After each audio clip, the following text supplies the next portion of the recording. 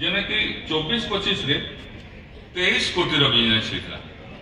आज देखते जदि आज दिन पर्यंत ई वर्षर बिजनेस 27 कोटी रहीगलान। 27 कोटी बिजनेस होगलान। सब्सिडी टे कमी जाइए ना आहरी इटा बढ़ी जाइए सब्सिडी कमी जाइए। तो ई धर ST/SC वुमेन WSHG टार्गेट कमीगला ना आगे जाता। WSHG अधिक सब्सिडी थिला।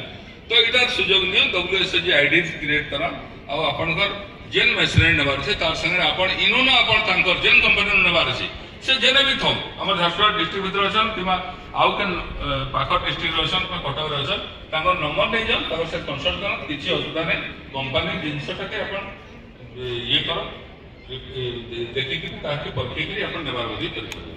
आ गोटे जिनिस कहबी जे जदी आपनकर गां नै चारटा मेसिन अछि मतलब